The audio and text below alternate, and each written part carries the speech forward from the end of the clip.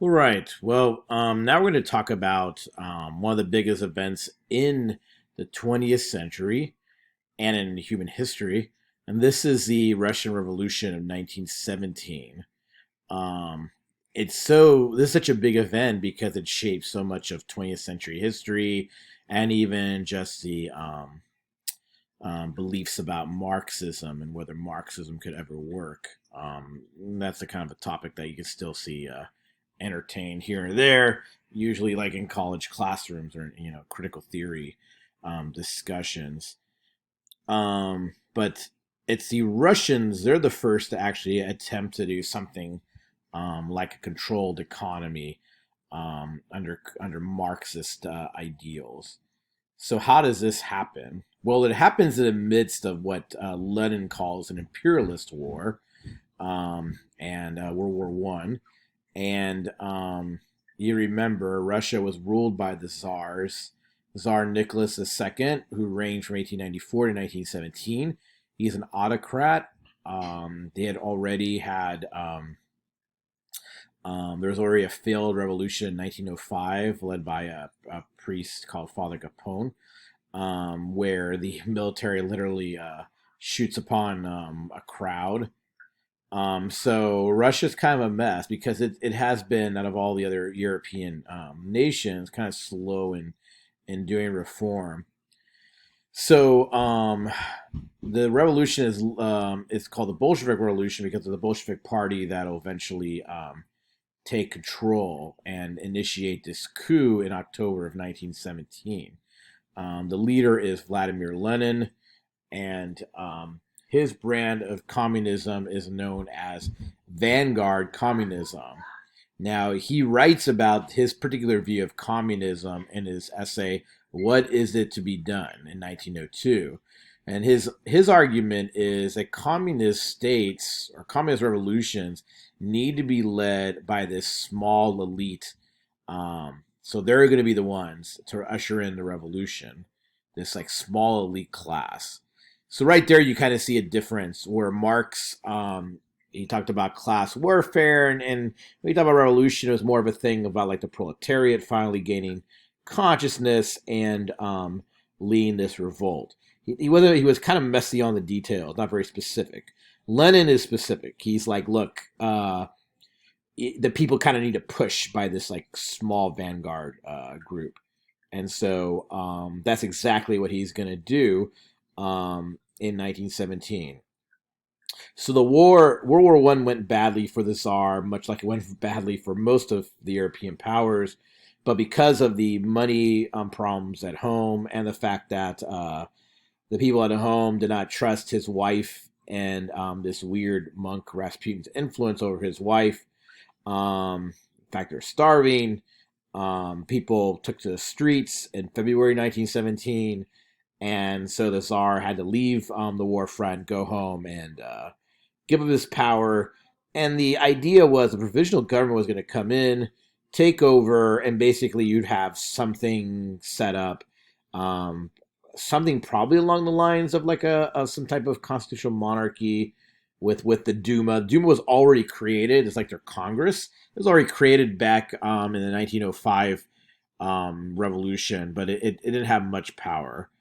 So that's what probably everybody's thinking. This kind of provisional government was going to come in, and you'd have some kind of semblance of, what other powers had across Europe, something like that. Well, the Bolsheviks were not for that because Lenin and the Bolsheviks are more radical communist, and so they will lead an uprising in October of 1917, and Lenin is made head of the government. Quickly, they make moves. Within a few months after that, they make a treaty with Germany. They lose some land with this, but basically they're out of World War One. They also expose some of the stuff that got the world into World War One at the get go. So there's that.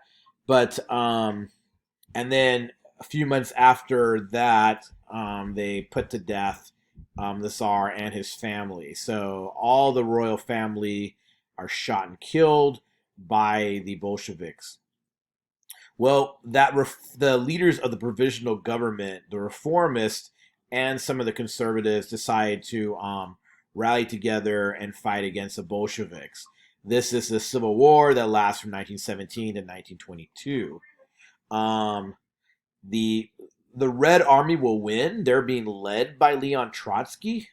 Trotsky's right here. Lenin's here. So Trotsky is kind of set up to be the next in line once Lenin's out. Nobody kind of sees that coming, but events move pretty fast in Russia.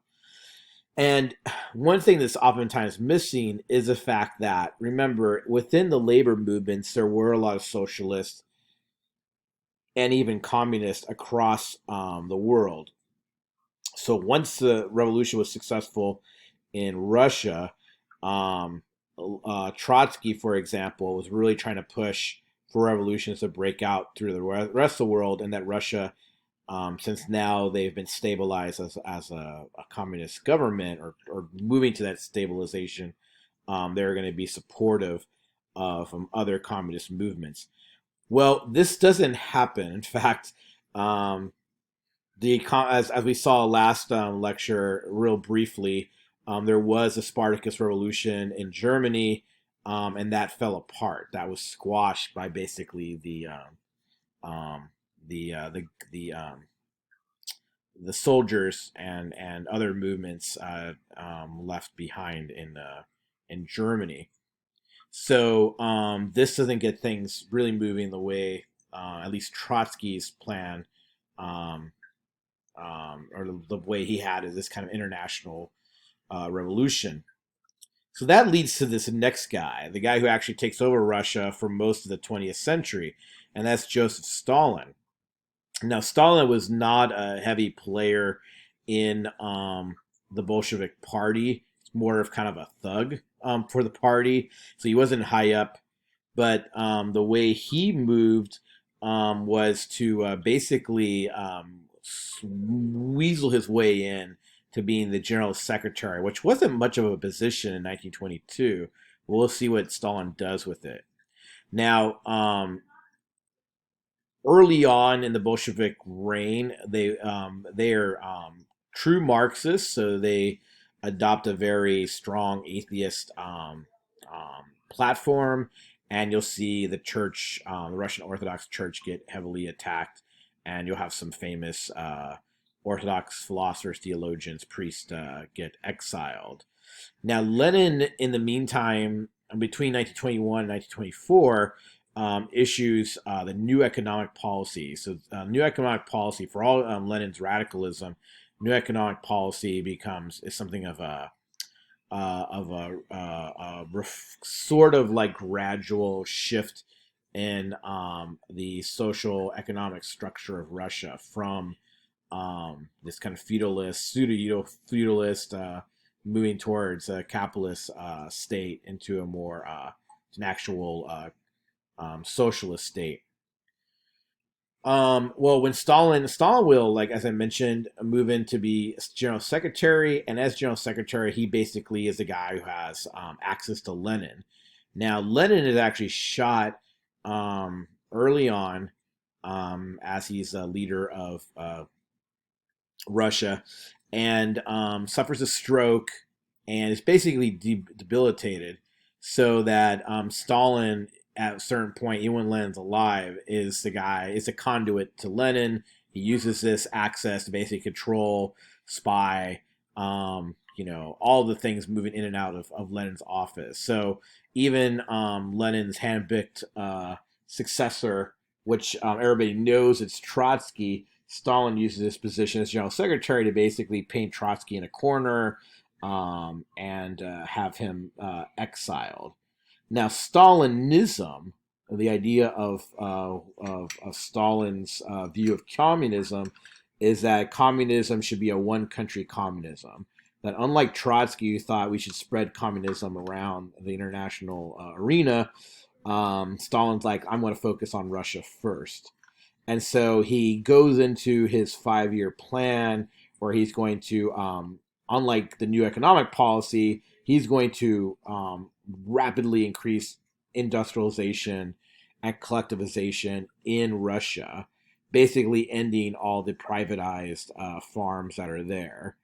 And these are the kulaks. So he dekulakized the farms. These private owners are oftentimes just shot on the spot or sent to gulags. Gulags are basically prison work camps where millions upon millions die. So this rapid push to industrialize and militarize, it does get Russia into the place where it is at the start of World War II as this very strong, powerful military state. However, it's a repressive state. So um, either through the violence of the plan or the 5 year plan, or even the fact that a famine takes place during this, where millions are basically left to die. Um, Stalin doesn't stop there. He also orchestrates purge trials, and his paranoia gets the best of him, where he literally, as you can see in this picture here, starts to turn on high level Bolsheviks within the Communist Party. So he literally has people who are actually involved in the government, in the Bolshevik Revolution, erased from history.